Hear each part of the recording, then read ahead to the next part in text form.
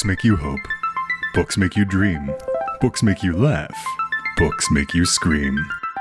This is the Books That Make You show, discussing books with authors and experts, unraveling the inner pages of all the books that help make us who we are. Hosted by Desiree Duffy. Welcome to Books That Make You. I am Desiree Duffy, your host, and we are talking about books that make you reconsider your perceptions on spirituality, the occult, and New Age thinking. Whoa, right? Now, what exactly is New Age thinking, or even spirituality for that matter? Or the occult? Sounds scary, right? Some religions consider the occult to be quite bad, obviously, evil, demonic. And some have even taken measures to paint anybody who is associated with it in a very negative light. If we look back in history, there's a fascinating figure who stands out, and she's considered by some to be the mother of the New Age. Alice A. Baily is her name, and she was an occultist who managed to even get on Hitler's blacklist. As well, she irritated some conspiracy theorists, and she's also kind of annoyed those that travel in the more fundamentalists circles, shall we say. But who was she really? And what is the underlying message and the influence of this really intriguing woman? Today, we are talking with the author of The Unlikely Occultist, a biographical novel of Alice A. Baily. Isobel Blackthorn is with us. She's a prolific novelist of original fiction, and she really covers this wide range of genres, including dark psychological thrillers. She does gripping mysteries, travel fiction, and she even has this kind of hilarious dark satire side to her. Isobel holds a PhD in Western esotericism for the groundbreaking study of the texts of Alice A. Baily. The biographical fiction book explores the life of the mysterious occultist who, for too long, was shunted into the margins of history. And so right now, I'd like to introduce you to our guest, Isobel Blackthorn. Welcome to the show. Thank you for having me. You are welcome. This is so intriguing. So can you give us that big overview of who Alice was? What is her story? Because I must admit, I don't think I've ever heard of her before. I think a lot of people haven't. It really, even people that follow alternative spirituality practices, the New Age movement, a lot of those people haven't heard of her either. Practitioners tend to have heard of her, astrologers especially, and other forms of healing, like and light work and so on. But for the most part, she's very obscure, very unknown. She was a British aristocrat who was born in 1880, and she grew up in and around England, a very sort of privileged, although quite a sad childhood, because both her parents died when she was very young, and she adopted a very strong Christian faith. She was really quite rabid about her Christianity, and that saw her through most of her 20s before she started to have real doubts about her faith. Mm-hmm. And in a way, its explanatory power, especially how come all these non-believers, surely they weren't all, damned to hell when they died. She had sort of began to have real issues. And she had a very difficult phase after that when she married a violent reverend who he threw her down the stairs and threw a block of cheese in her face, and it was just dreadful. And it was when after she escaped this marriage and she had 3 children, and she was packing sardines in the sardine canneries in Monterey, made famous by John Steinbeck's novel Cannery Row. it was then that she discovered theosophy. And theosophy is a form of Western esotericism that draws very heavily on Eastern mysticism. So you've got beliefs like reincarnation and the soul and so on. And this idea that this esoteric wisdom, or the ageless wisdom, is passed down from some master to disciple and so on. So it's very, it's oriented towards the notion of the spiritual path, and that we can grow as human beings and embrace our own inner spirituality, in a nutshell. And she devoured this new belief system, and before long she was delivering her own classes, and she moved to the American headquarters that was then next to Hollywood. It was called Crotona, and it was situated right next to right in Hollywood in LA. And not too far from where I am right now. Oh, how lovely, how lovely. And it was just there. That was just an incredible space. And the people that she was surrounded with were quite, was quite an elite, really, a spiritual elite, if you like, very devoted people. And she began at that point, this was in 1919,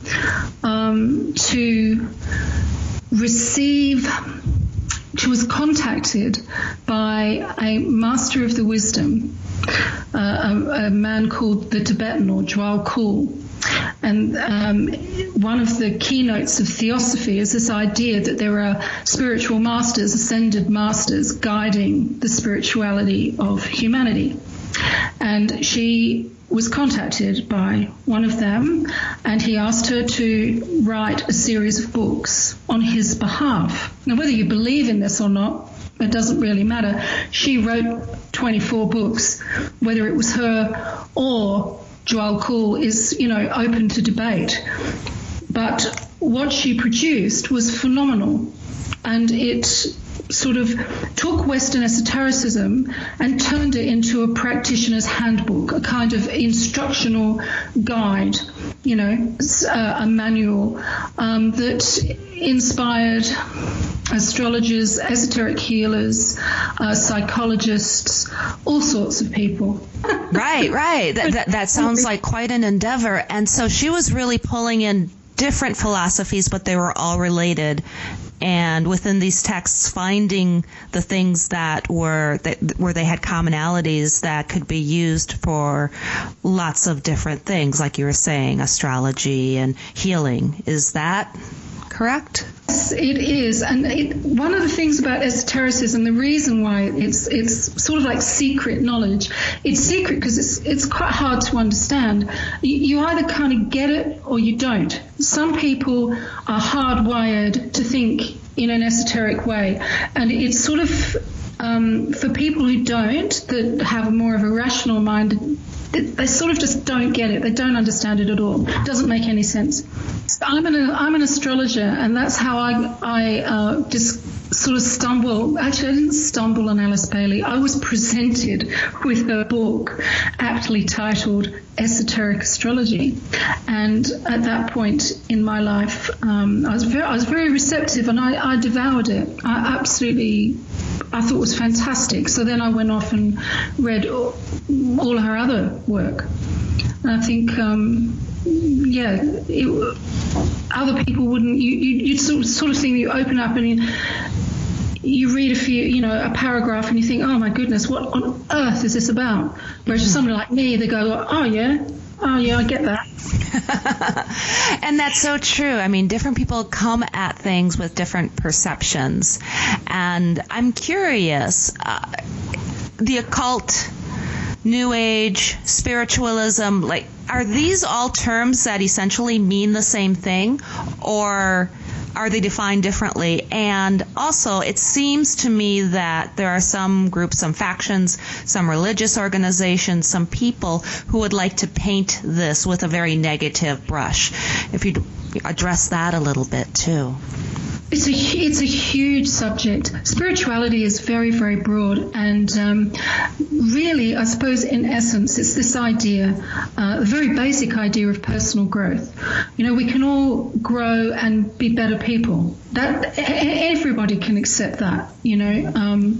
Only the most evil person would disagree. I would have thought they didn't want to change their bad habits. No, I'm going to hold on to them. And then the idea with spirituality is it takes that one step further and says, well, there's this thing called the soul. There's a higher self. There's some divine spark within us. And religion shares this as well.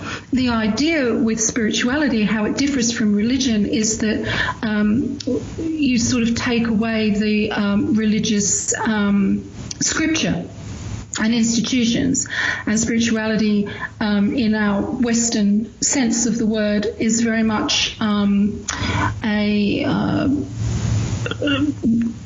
system of believing without that kind of edifice, and there's a lot more choice. You could explore, say, Native American spirituality, or I'm in Australia, so people here might look into Indigenous Australians spirituality and maybe adopt some of those practices if they wanted to, or people look at Buddhism, for example, and adopt that faith. I suppose in that sense they're adopting another, edifice of knowledge. But it's this idea that it's fluid and we're individually free to choose. And I love that you said that, because to me it all comes down to choice. I am perfectly fine with whichever religion you decide is something that you're going to hold close to your heart. That's a personal choice. What sometimes I think happens is people within different religions decide that they should make the choice for somebody else, and I think that's where we get muddied down, and that is something that I like about, and I know spirituality is a broad brush, but it gives you the ability to explore, to check out new ideas, and if it's something that you identify with, then that's something that you can hold on to. It was even Jesus Christ himself who said, and I'm paraphrasing because I'm not that good at scripture, but to basically explore all ideas, all knowledge, and keep and hold true to your heart what you find to be true. And I think that's a good rule of thumb to have, because there's a lot of different religions and philosophies and theologies within our world, and you brought up Native Americans, for example. And the neat thing is that if you look at a lot of these different dogmas, when you boil it all down, they're saying a lot of the same things. Definitely. And with taking it into the realm of the occult or esotericism, the interesting thing about Alice Baily is that she saw theosophy. One of the things that really appealed to her was the strong emphasis on humanitarianism and the sense of a coming new age of enlightenment and the possibility of the reappearance of the Christ. Because she never really dropped her Christian faith. Mm-hmm. It just transmuted. And what she was really about was taking the occult and purifying it. The occult is so often associated with evil, and that's because a lot of the occult practices are all about the funneling of power, if you like, and thought. And so you've got this idea of magicians doing sort of rituals and, to cause harm for people, to people, or purely for personal gain, for example. Alice Baily she saw that and she was appalled, and she wanted to purify and raise up and make theosophy, and therefore the whole of Western esotericism really, work in the service of goodwill and love and wisdom and, light. I'm quite ambitious, really. Yes. Now, and how many texts did you say that she wrote? 24. Oh, some of them are over 1,000 pages long. Oh, they are incredible. But one of the things, though, when you read her writing, it does kind of have an effect. There's a kind of magnetic resonance. You know, the book, there's no entertainment value, I will be frank.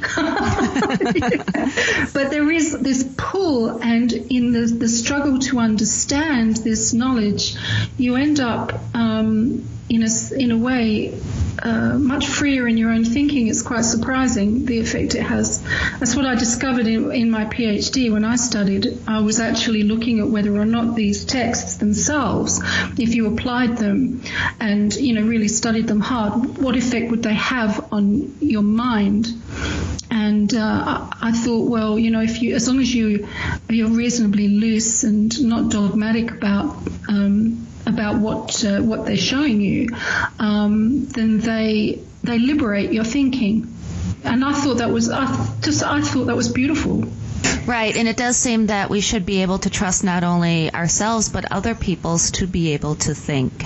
And again, I think it goes back to a control issue with some where they'd rather control how people think because, quite frankly, they might be afraid of it or they don't understand it.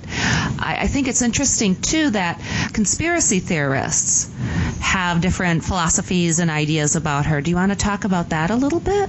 What are some of the conspiracy theories that surround her, or what are people's misconceptions? This is another huge topic, and part of the reason why I chose to write the novel was to at least flag some of this. Mm-hmm. If you Google Alice Baily, you're far more likely to come across the conspiracy theory websites than anything else. And they really kind of crucify her and her writing. It's very easy to pluck out of 24 volumes of text anything to shore up whatever position you may care to be putting forward. But really, what it's about is the United Nations. Alice Baily was a huge advocate of the United Nations. She died in 1949, and living through the the Second World War period, she was really very distraught at what was happening, and she was wanting to inaugurate a new age. She's the mother of the new age because she embraced the term new age that was being bandied around at the time, the 1920s and 1930s, and she set about making that happen, providing the texts to make that happen. And so what she saw with the Second World War was the opposite. And so she then, when the United Nations came along, she thought, fantastic, at last we have an international organization. And she wrote a lot about the United Nations and how she saw it was the best institution that humanity could have going forward. That was one of her biggest undoings for conspiracy theorists, because they came along in the 1950s, looked at the United Nations. This was in the McCarthy era, the anti-communism, and also this sort of sense of wanting to hold on to national identity and national autonomy and personal autonomy, which is very important to conspiracy theorists. Mm-hmm. And they saw the United Nations as undermining all of that. So it got spliced together with the New World Order conspiracy theory. I see. Yeah. It's one version of the New World Order. Yeah. And then, unfortunately for Alice, when she founded her organizations, she chose to call her publishing company the Lucifer Publishing. Oh, whoops.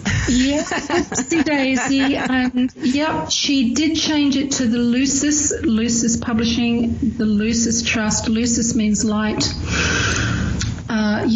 Anyway, a fundamentalist Christian by the name of Constance Cumby came along in the 1980s and picked up on that and went hell for leather over it, and everybody ever since has been picking up on it.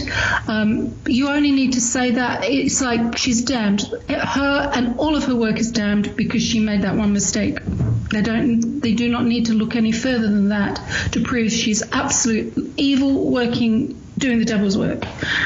So I of course, being staunch defender of Alice, for whatever reasons, I don't know why, except that I am. And I was inflamed, really, about that. I thought it's not exactly fair. It's not really good thinking. And I wanted to try and do something about it, you know. Mm-hmm.